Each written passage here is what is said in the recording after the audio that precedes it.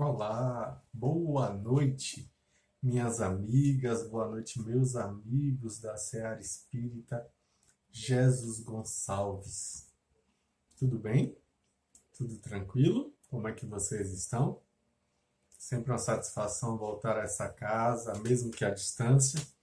Eu sou Danilo Cruz, trabalhador voluntário do Centro Espírita Paulo e Estevão, também em Salvador, que estou de volta a esta tenda de caridade para trazer reflexões sobre uma interessantíssima lição de Joana de Ângeles, chamada Deslizes Morais, que está constado num livro que veio pela psicografia de Divaldo Franco.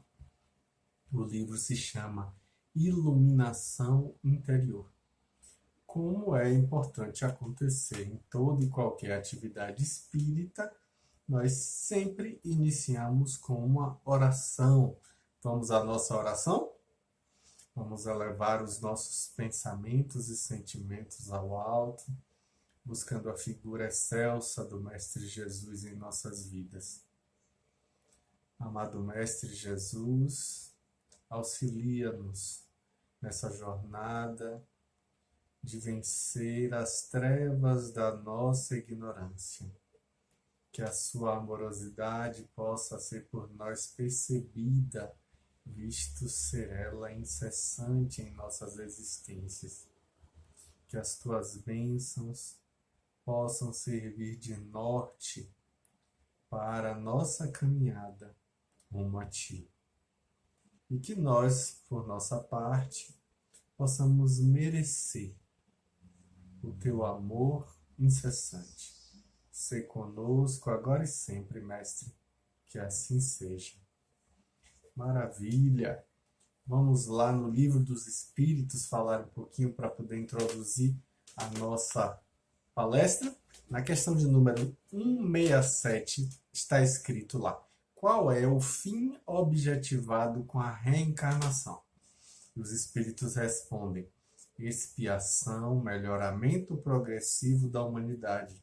Sem isso, onde há justiça? A gente precisa dessa experiência justamente para o nosso amadurecimento. E aí eu vou lançar a mão da poesia no livro Trovas do Outro Mundo, Ormando Candelária Espírito, pelas mãos de Francisco Cândido Xavier, nos traz um texto maravilhoso chamado Trovas da Consciência. Vamos tentar reproduzir aqui o que está colocado no livro, né? Mas óbvio que me permitam, né? O que ele fala é assim: que o conselho onde estou, de sentimento conciso, é aquilo que sempre dou, pensando no que preciso. Coitado de quem viveu no rol de quem tudo alcança. Homem que nunca sofreu, nunca passou de criança. Eu vivo sempre intranquilo, com essa notinha à toa. O dever é sempre aquilo que exijo de outra pessoa. Acho estranho, mas o amor controla o carro da vida. É arranque para o motor e freio para a descida. Lição clara e contundente. Voz do céu onde ressoe.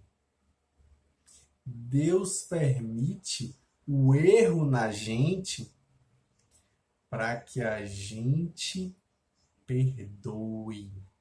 Olha que fala importante, né? Por que Deus permite que a gente erre, que a gente se equivoque? Aí vem esse texto maravilhoso dizendo que é para que a gente aprenda a perdoar.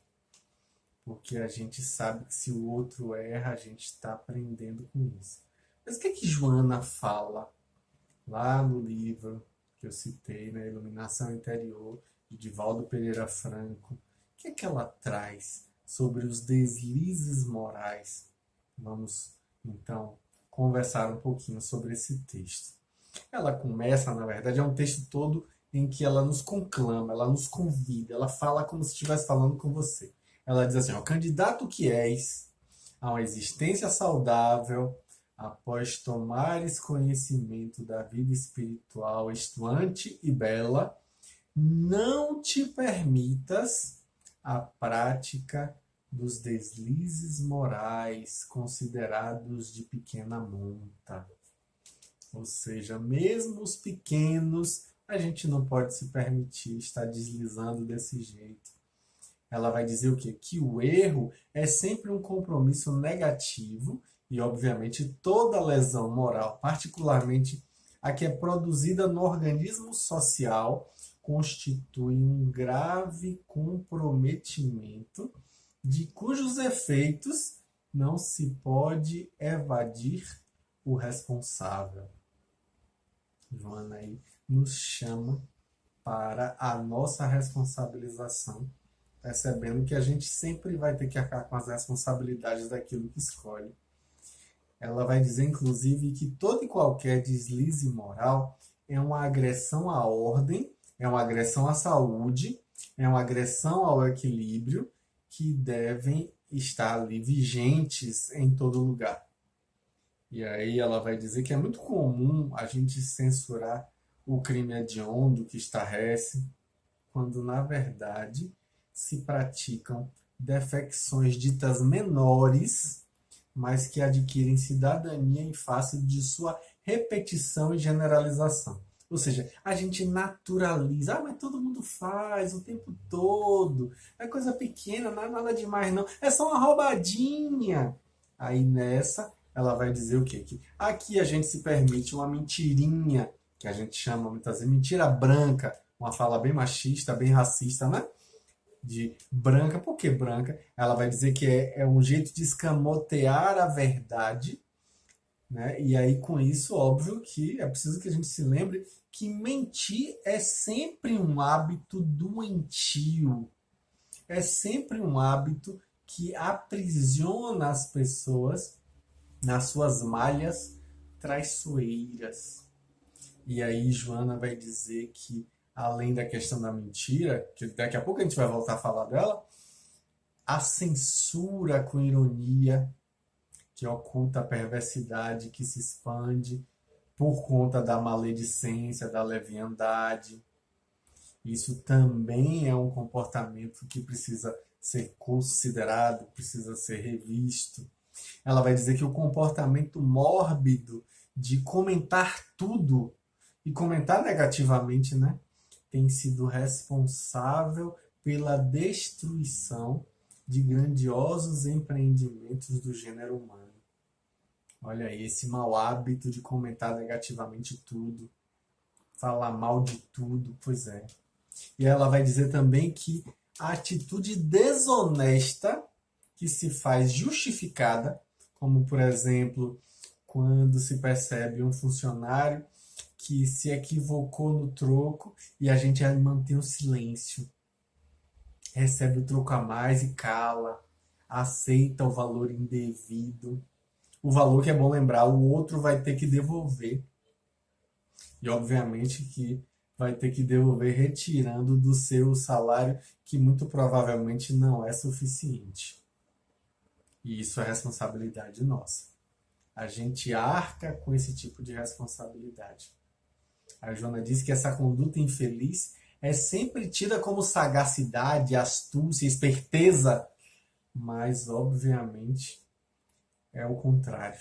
A gente precisa tomar muito cuidado, porque a gente vai ter que pagar por aquilo, né? E aí a gente precisa tomar cuidado, justamente que a Joana diz que esse tipo de prática pequena, dessa natureza, vitaliza o crime organizado.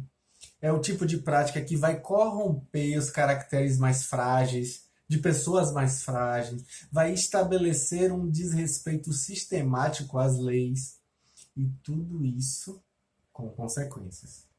A Joana vai dizer que muitos entre essas pessoas que se comportam desse jeito irresponsável vão argumentar que se aquilo ali não foi notado por alguém, então não vale a pena falar a respeito. Deixa como tá para ver como é que fica, né? E aí, não vai devolver nada, não, deixa pra lá, que besteira. Não ia ser recuperado mesmo, deixa quieto.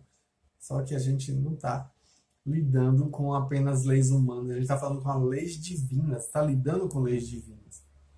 Alguém que se esquece um objeto de valor, que se esquece um dinheiro, um documento, ou que encontra e pega aquilo indevidamente para si, toma aquilo como uma propriedade indevida, se aproveita do prejuízo dos outros para se beneficiar numa circunstância declaradamente mal intencionada, né? A gente vê isso claramente. A Joana vai dizer também da circunstância em que a pessoa, por exemplo, está no papel de fiscalizar, como militar ou não, que deixa de cumprir com seu dever justamente por conta de um suborno que lhe foi propiciado. Esse daí é igualmente cooperador dos monumentais desvios de verdadeiras fortunas que são transferidas para paraísos fiscais. Ou se, por exemplo, esses mesmos profissionais aceitam altos pagamentos, altos estipêndios para serem coniventes com a corrupção, eles vão se tornar fomentadores da miséria de milhões. Vão adquirir uma dívida com milhões, não é com pouquinhos não, e que vai ter que pagar mais adiante. E aí ela diz que aquele que não é digno de se conduzir corretamente em circunstâncias aparentemente significantes, pequenas, né? Nunca vai se comportar bem nas situações de magnitude. Nunca vai se comportar com nobreza em situações realmente importantes. Eu vou falar também disso já já, né? Que esses pequenos deslizes morais acabam tornando o indivíduo indigno de si mesmo. A Joana diz assim que essas pessoas não têm autorrespeito. E ela vai dizer que esse autorrespeito é uma espécie de censor austero que permite o acesso, inclusive, a comportamentos cruéis contra o indivíduo, contra o patrimônio, contra a sociedade.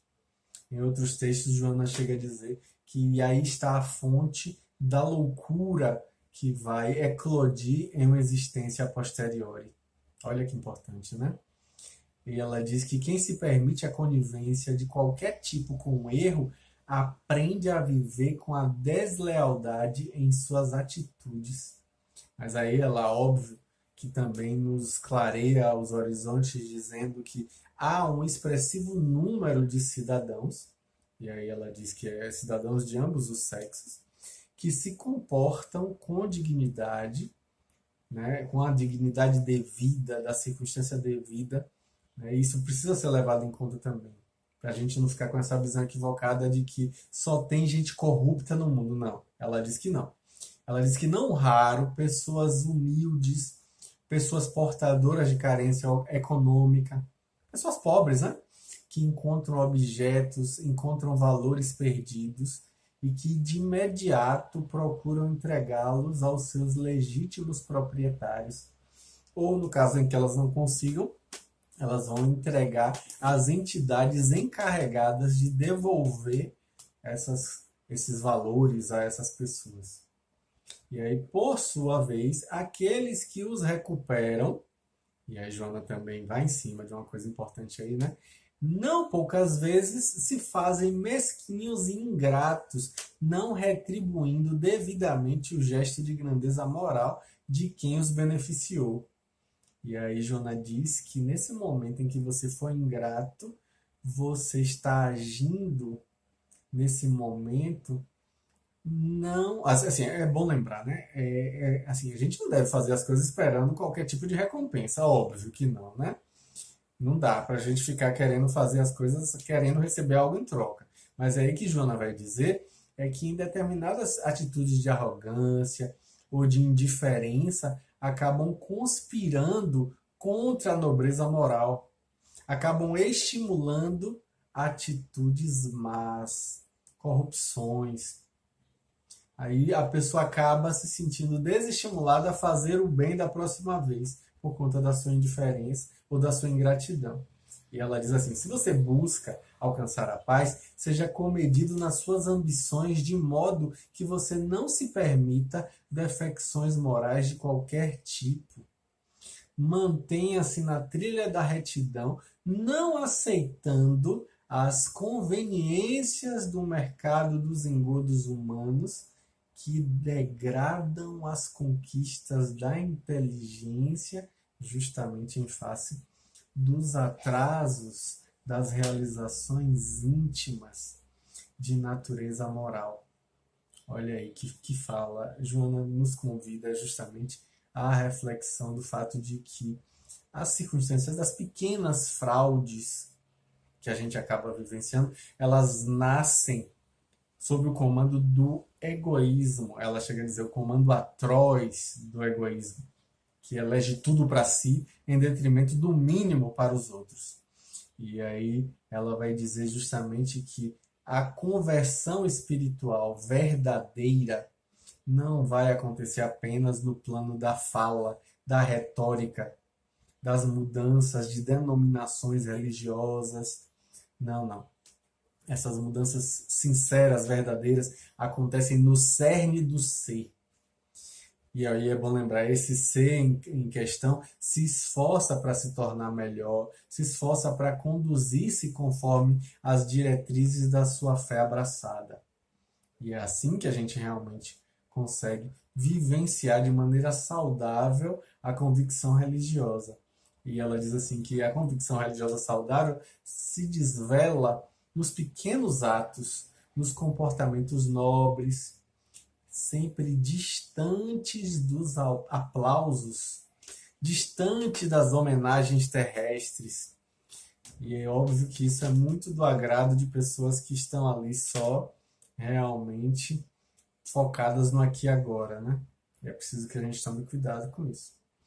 E aí ela vai dizer justamente que essa mudança sincera acontece nos pequenos gestos de simpatia, pequenos gestos de amizade pura, desinteressada, gentil, destituída de servilismo. E é bom lembrar que, nesses casos, a gente não compactua com deslizes, mas também a gente não quer se tornar palmatória do mundo. A gente não cai na tentação de ser o julgador, o juiz que vai julgar os outros, né? Essa pessoa ela procede bem porque ela tem consciência de si mesma, observando os compromissos morais assumidos com a vida, sem orgulho, sem jactância, sem hipocrisia, sem aquela falsa conduta de superioridade em relação aos demais.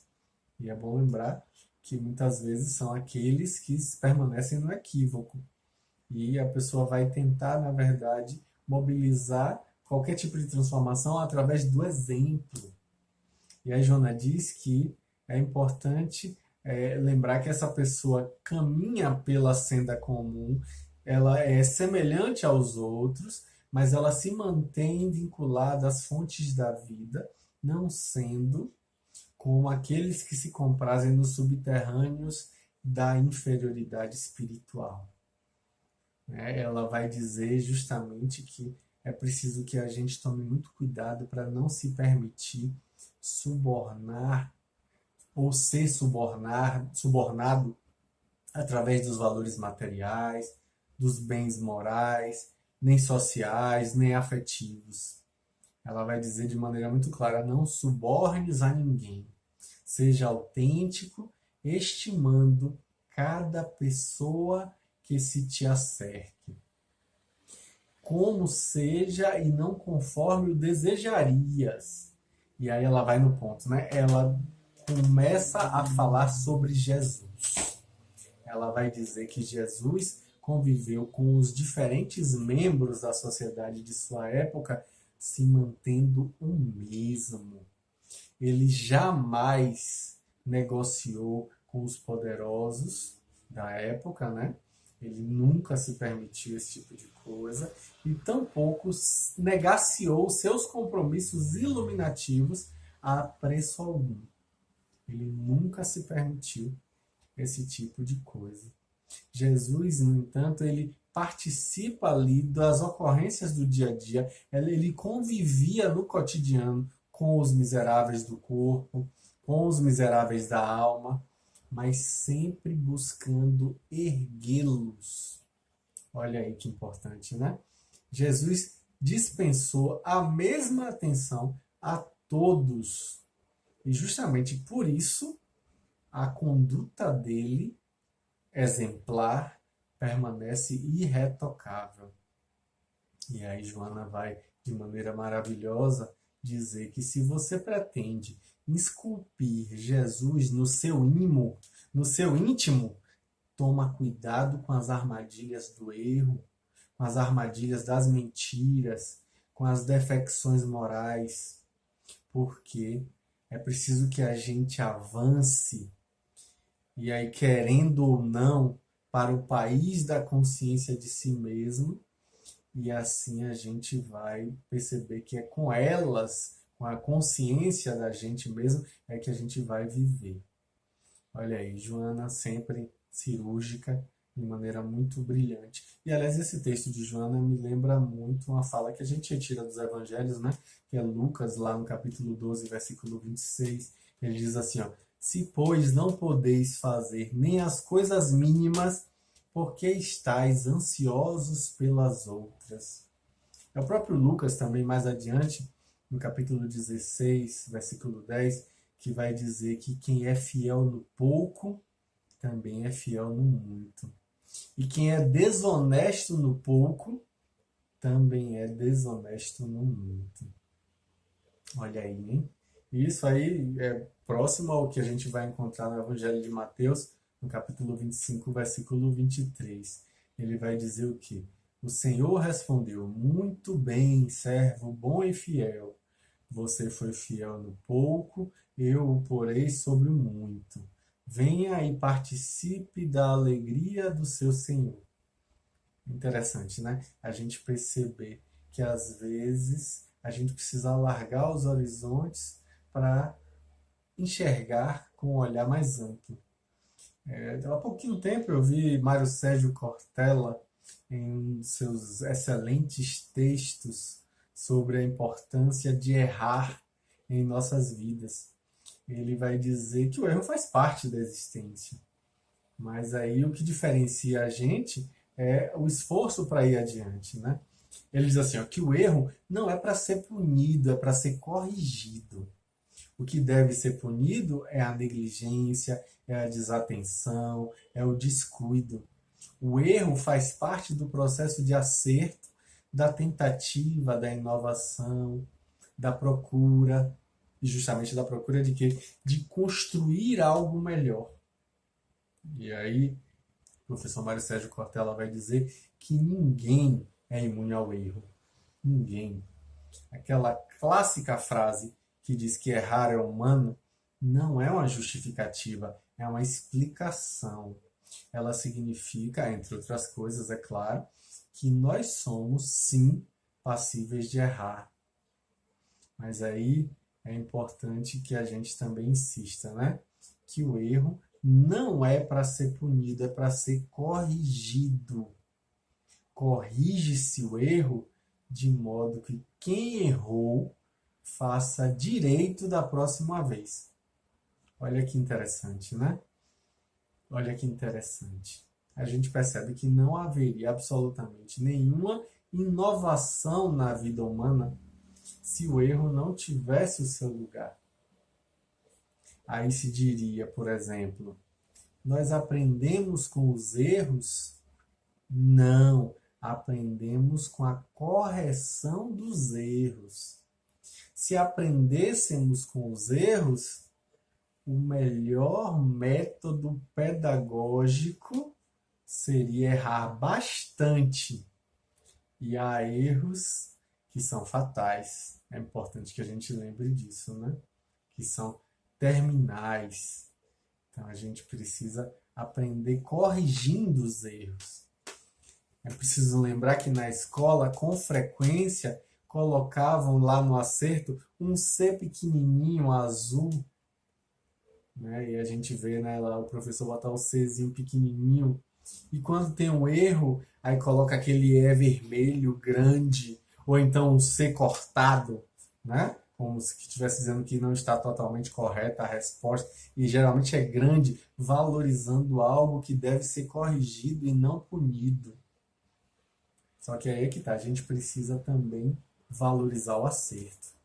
O físico Albert Einstein dizia algo que também nos ajuda a refletir. Ele dizia que tolo é aquele que faz as coisas sempre do mesmo jeito e espera resultados diferentes. Não dá, a gente precisa aprender com o erro. É exatamente isso, né? Algumas pessoas rejeitam o lugar do erro. É preciso que a gente relativize essa postura. E isso não é querer, é óbvio, né, gente? Elogiar o erro, mas admiti-lo no dia a dia. Perceber que nós somos humanos e vamos crescendo com isso. Vamos aprendendo com o erro.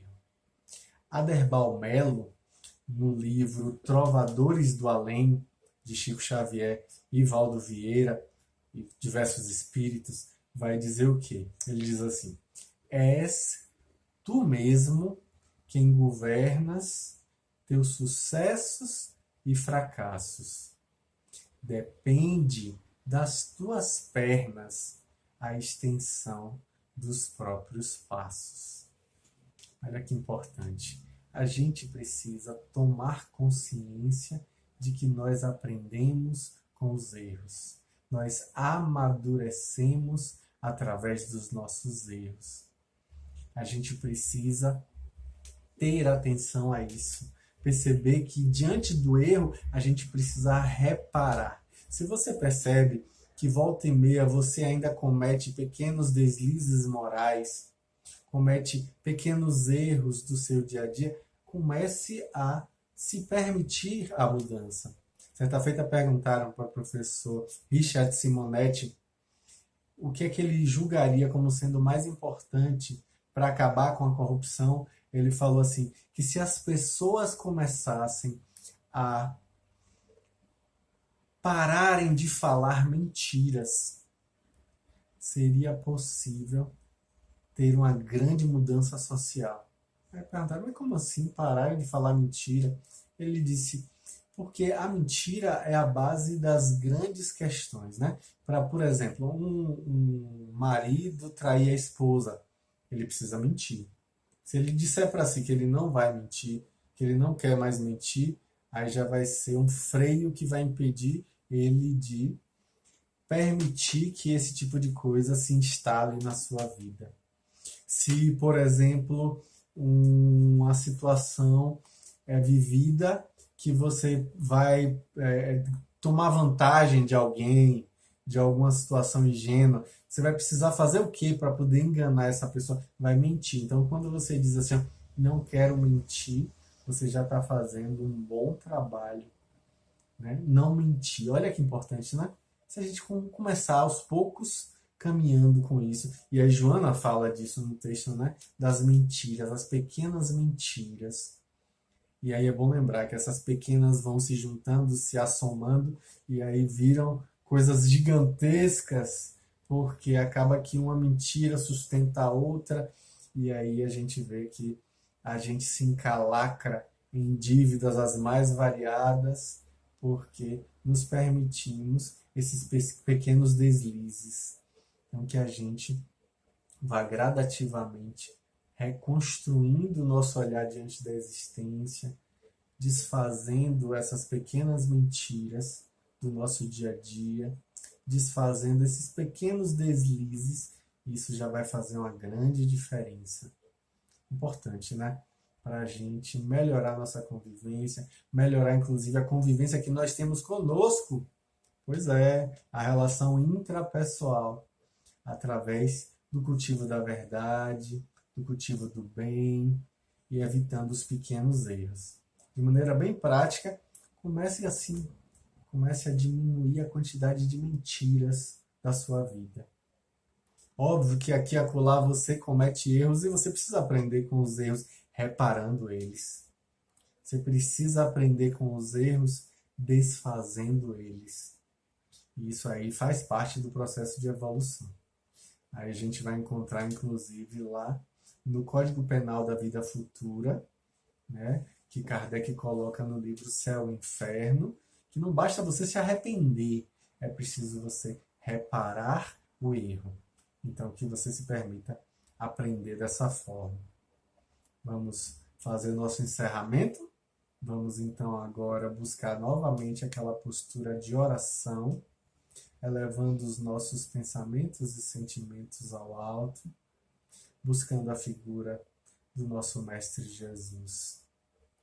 Senhor Jesus, nós lhe agradecemos pelas reflexões de hoje e lhe pedimos força moral para seguirmos no cultivo do bem, evitando esses pequenos deslizes morais, cultivando a verdade e destroçando dentro de nós essas mentiras e esse egoísmo.